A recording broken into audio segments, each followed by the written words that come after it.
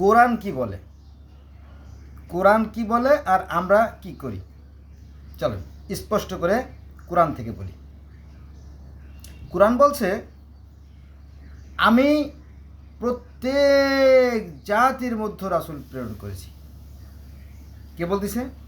সৃষ্টিকর্তা। কার কাছে বলতেছে?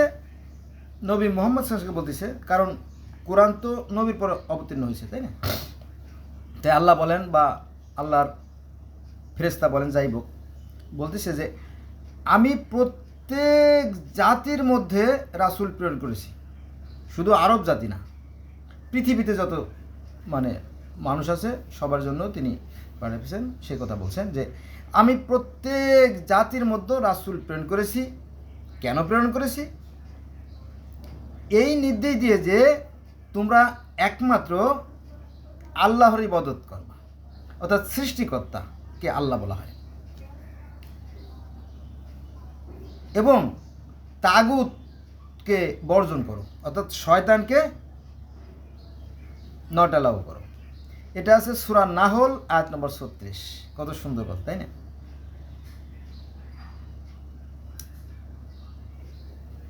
আবার শুনেন, আমি প্রত্যেক জাতির মধ্যে রাসূল প্রেরণ করেছি এই নির্দেশ দিয়ে যে তোমরা একমাত্র আল্লাহর ইবাদত করো এবং তাগুতকে বর্জন করো। সূরা নাহল আয়াত নম্বর 36।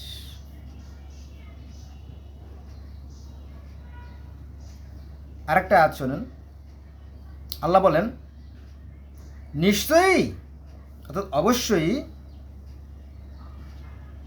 যারা ঈমানদার এবং যারা ইহুদি, খ্রিস্টান ও অগ্নি উপাসক, এদের যারাই আল্লাহ ও শেষ দিবসে বিশ্বাস করে ও সৎকর্ম করে, তাদের জন্য তাদের রবের কাছে পুরস্কার রয়েছে, তাদের কোনো ভয় নাই, তারা দুঃখিত হবে না। সূরা বাকারা আয়াত নম্বর 62। কোরআনের কথা। কিন্তু এই কোরআন পড়েই আবার ধোঁকা দেওয়া হয় জাতিকে। হ্যাঁ, এই যে ইহুদি ও খ্রিস্টান আর হচ্ছে আপনার মুসলমান, এই তিনটে জাতিকে একসঙ্গে বলা হয় আব্রাহামিক রিলিজিয়ন এর অনুসারী, এবং এই তিন ধর্মের মানুষেরা ওই একই ইব্রাহিমকেই নবী হিসেবে মানে, এবং তাওরাতে যা আছে, বাইবেলে যা আছে, কোরআনে তার অধিকাংশই তাই আছে। কিন্তু আমাদের বাংলাদেশে বর্তমান যে সবচেয়ে বিখ্যাত যে আলেমগুলো আছে, তাদের মধ্যে একজন আছে আহমদুল্লাহ সাহেব। আহমদুল্লাহ সাহেবরে দেখলাম ফেসবুকে একটা ভিডিও, যে উনি বিমানে যাচ্ছিলেন, তো ওনাকে কোক দেওয়া হয়েছে, কোক। তো উনি বলেন যে কেন এই কোক দিচ্ছেন কেন, আমাদের দেশি পানীয় নাই বা অন্য কিছু নাই। এটা কি বোঝেন আপনি? এটা হিংসা। এটা হিংসা, বিদ্বেষ, ঘৃণা থেকে এই ধর্মগুলোর সৃষ্টি হয়েছে, এটা প্রমাণ করে। কিন্তু কোরআন কিন্তু এই হিংসা বিদ্বেষের কথা বলে না। কোরআন কিন্তু হিংসা বিদ্বেষের কথা বলে না। এরা এই কোরআন পড়ে সাধারণ মানুষকে ধোঁকা দেওয়ার চেষ্টা করে। আর সাধারণ মানুষও মাশাআল্লাহ এগুলো খায় ভালো, কারণ তাদের অধিকাংশ লোক, প্রায় 98% লোক কোরআনের কিছু জানে না।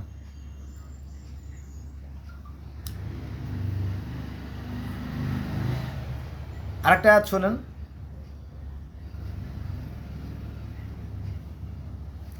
আর আর যারা তাতে বিশ্বাস করে যা তোমার প্রতি অবতীর্ণ করা হয়েছে, অর্থাৎ কোরআনে। নবীর পর কি অবতীর্ণ হয়েছে? কোরআন। নবী আল্লাহর বলতেছে, এরা আল্লাহ নবীর বলতেছে আর কি। আর যারা তাতে বিশ্বাস করে যা তোমার প্রতি অবতীর্ণ করা হয়েছে, কোরআনে যারা বিশ্বাস করে, এবং তোমার পূর্বে যা অবতীর্ণ হয়েছে এর পূর্বে, আর পরকালের প্রতি দৃঢ় বিশ্বাস রাখে। সূরা আল বাকারা আয়াত নম্বর 4। কত সুন্দর সুন্দর কথা আছে কোরআনে। কিন্তু অত্যন্ত পরিতাপের বিষয় হলো সত্য যে অধিকাংশ মানুষ কোরআনের এই বাংলা অর্থ জানে না। তাদেরকে তাবিজ পড়া, সুতো পড়া, পানি পড়া দিয়ে ঘুম পড়ায় রাখছে। কারা? এই আলেমদের একদল। এর পাপের প্রায়শ্চিত্ত তারা পাচ্ছে, কারণ নিজেদের মধ্যে বহু দল, নিজেদের মধ্যে বহু দল, এক দল আর এক দলকে কাফের, তুই কাফের, তোর বাপ কাফের, তোর 14 গোষ্ঠী কাফের, এই নিয়ে চলছে। হ্যাঁ, এটা থাকবে। এটা হচ্ছে প্রকৃতির প্রতিশোধ, অর্থাৎ সৃষ্টিকর্তার শাস্তি আর কি এগুলো। ঠিক আছে, একই কাহিনী। হযরত মুসা আলাইহিস সালাম মিশর থেকে রওনা দিলেন মাদিয়ানের উদ্দেশ্যে, তাই না? তো ওই একই কাহিনী আমরা বলি মুসা, আর ইহুদি খ্রিস্টান বলে মোজেস। তারপরে তিনি সেই মাদিয়ানে গেলেন। মাদিয়ানে গিয়ে নবী শোয়েবের কন্যাদের বিবাহ করলেন। তো সেখানে আছে পুরোহিত জেত্রো, মানে এই শোয়েবকে বলা হয়েছে জেত্রো। তারপরে যে জায়গাটা গেলেন ওই জায়গাকে বলা হয়েছে আপনার মাদিয়ান, আর বাইবেলে বলা হয়েছে গোশান, আর সনাতন ধর্মে বলা হয়েছে গোকুল। সনাতন ধর্মে এই কাহিনী আছে, একই কাহিনী আছে, কিন্তু অধিকাংশ মানুষ জানে না। কেন জানে না জানেন? ওই যে মনের ভিতরে হিংসা, বিদ্বেষ, ঘৃণার কারণে জানে না। একই কাহিনী কোনো না কোনোভাবে ঢুকছে আর কি। কারণ রাজা কংস তো অত্যাচারী রাজা ছিল। এই কংসের অত্যাচার থেকে মুক্ত হওয়ার জন্য শ্রীকৃষ্ণ সেই যমুনা নদী পার হয়ে চলে যায় গোকুলে। আর এখানে অর্থাৎ ইহুদি খ্রিস্টান ইসলাম ধর্মে আছে যে শিশু মুসাকে নীল নদ পার হয়ে নিরাপদ জায়গায় চলে যায়, এই আর কি বিষয়। তারপরে এই যে মুসা আলাইহিস সালামরা 3 ভাই বোন ছিলেন, অর্থাৎ মুসা, হারুন আর হচ্ছে মরিয়ম, 3 ভাই বোন ছিলেন। তো ওই কথা ইহুদ ধর্মে আছে, খ্রিস্টান ধর্মে, ইসলাম ধর্মে, 3 ধর্মে তো আছে। সনাতন ধর্ম এই ঘটনাগুলো আছে যে কৃষ্ণ, বলরাম আর সুভদ্রা, তারা 3 ভাই বোন ছিলেন। এই কাহিনীগুলো মূলত এক, কিন্তু ওই যে বললাম যে হিংসা, বিদ্বেষ, ঘৃণার কারণে আমরা অন্য ধর্মগুলো জানি না, কম্পেয়ার করি না, তো মিলাই দেখি না, ফলে আর এটা জানা হয়ে ওঠে না। ঠিক আছে, এই হলো বিষয়। ফলে জগতের সকল মানুষ একই স্রষ্টার সৃষ্টি, একই আদমের সন্তান হওয়া সত্ত্বেও এই ধর্মগুলো মানুষের সাথে মানুষের বিভেদ সৃষ্টি করে রাখছে।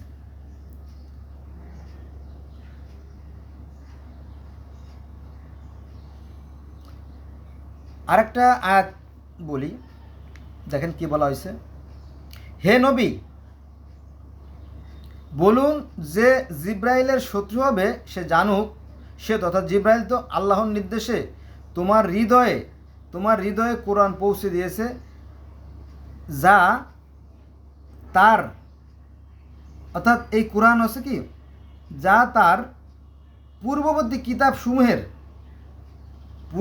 কিতাবসমূহের সমর্থক। পূর্ববর্তী মানে কি, এর আগে যে সমস্ত কিতাবগুলো আসছে তার সমর্থক, মুমিনদের জন্য হেদায়েত ও শুভ সংবাদ। কোরআন কিন্তু পূর্ববর্তী যে গ্রন্থগুলো আছে সেগুলো কিন্তু অস্বীকার করে না। আমি একটু উদাহরণ দিই।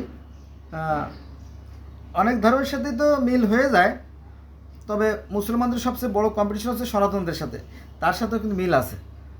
যেমন কলেমা, আমরা মুসলমান যারা আমরা কলেমা বলি, লা ইলাহা ইল্লাল্লাহ, লা মানে নাই, ইলাহা মানে মাবুদ, ইল্লাল্লাহ আল্লাহ ছাড়া, সৃষ্টিকর্তা ছাড়া দ্বিতীয় কোনো মাবুদ নাই।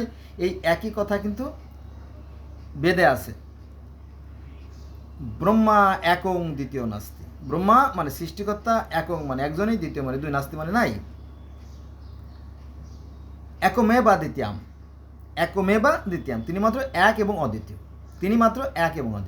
তার মানে কি, আমরা যা কলেমা বলতেছি ওই কলেমা আজ থেকে 25 লক্ষ বছর বা 80 লক্ষ বছর আগে তৈরি হয়ে গেছে। এবং আপনারা জানেন যে প্রত্যেক নবীর, পৃথিবীতে যত নবী আসছে সব নবীদের একটা করে কলেমা ছিল। এই তো কলেমা, নামাজ।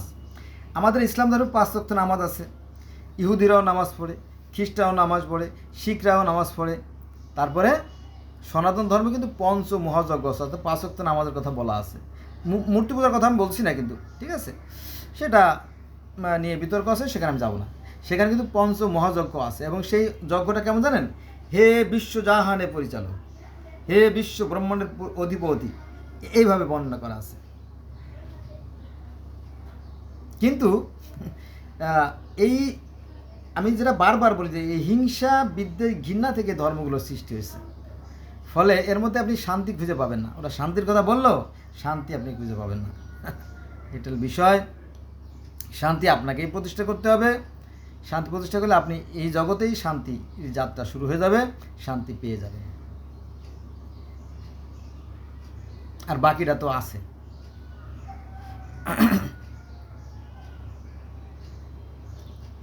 তারপরে মুসা আলাহিসাল্লামের কথা বলছিলাম যে মুসা আলাহিসাল্লাম সেখান থেকে পরে কেনানের উদ্দেশ্যে রওনা দিলেন। পথের মধ্যে আল্লাহর সাথে দেখা হলো তুর পাহাড়ে, সিনাই পর্বতে, তোয়া পর্বতে। তারপরে তাকে কিতাব দান করলেন, ঠিক আছে না? তো ঠিক ওরকমটি কুরুক্ষেত্র যুদ্ধের সময় অর্জুন আর শ্রীকৃষ্ণের সাথে যে সমস্ত কথা হয়েছিল সেটা নিয়ে ভগবদ্গীতা লেখা হয়েছে, এরকমটা আর কি। আর আমাদের কোরআন তো সেই কোরআনের কাহিনী, মানে মুসা আলাইহিস সালামের যে কাহিনী প্রায় 136 জায়গায় আসছে।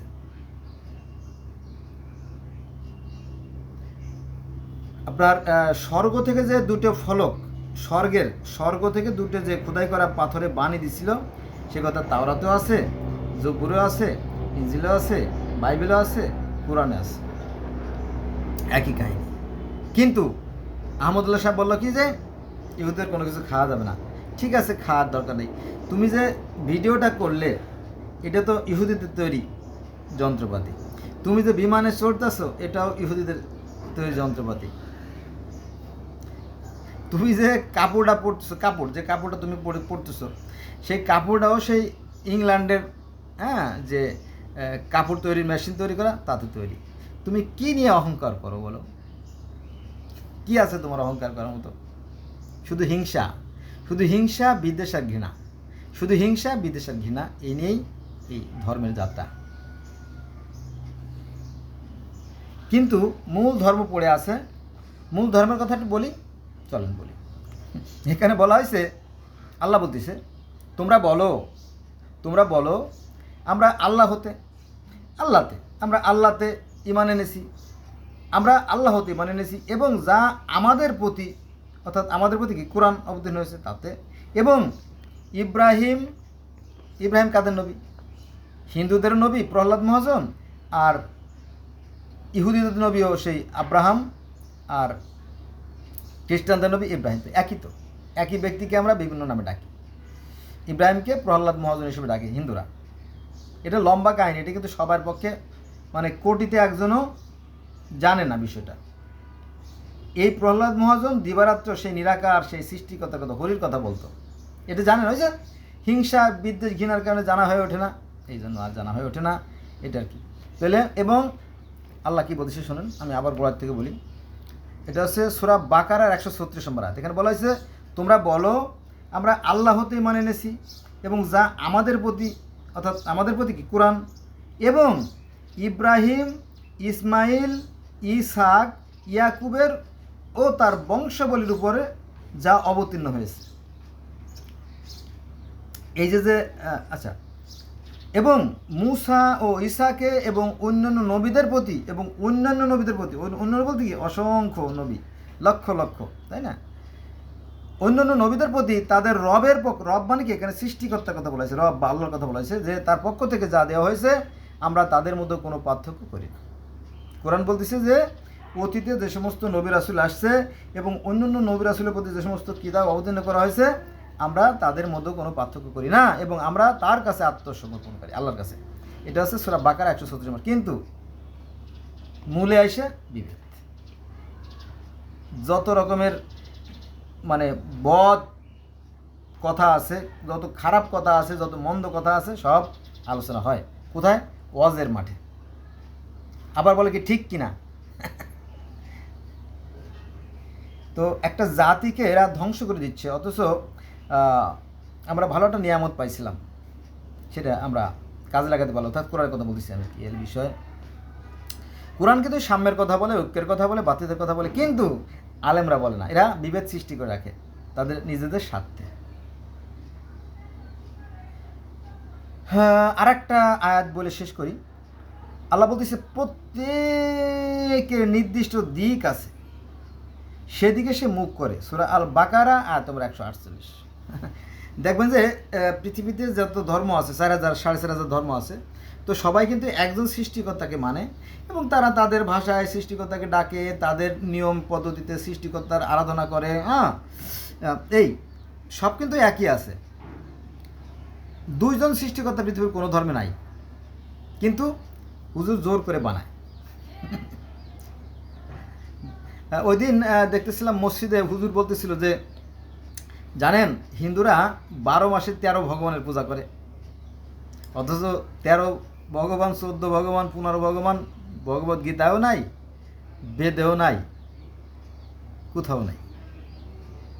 ওই যে আমি আগে বললাম যে একমে বা দ্বিতীয়াম, তিনি এক এবং অদ্বিতীয়, এবং তিনি জ্যোতিময়, নিরাকার, এগুলো বেদের কথা। তারপরে তিনি কি হয়েছে বললাম, ব্রহ্মা এক এবং দ্বিতীয় নাস্তি, তিনি মাত্র একজনই, দ্বিতীয় কেউ নয়, দ্বিতীয় কেউ নয়, দ্বিতীয় কেউ নয়। এরা বিকৃতি করে ফেলায়, অথচ এবারে জানে না। আবার কোরআনে বলছে তোমরা কোনো কথা যদি না জানো তাহলে সেই বিষয়ে কোনো মন্তব্য করবে না। দেখেন এইভাবে এরা কোরআন পড়ে আবার ধোঁকা দেয়। কতটা দুর্ভাগ্য জাতি আমরা। আসুন আমরা কোরআন শরীফটা সঠিকভাবে জানার চেষ্টা করি কী আছে, তাহলে আপনার ভিতরে যে অন্ধকার দিকগুলো আছে সেটা কেটে উন্মুক্ত হয়ে যাবে, সত্যের আলো ভিতরে প্রবেশ করা শুরু করবে। ধন্যবাদ সবাইকে।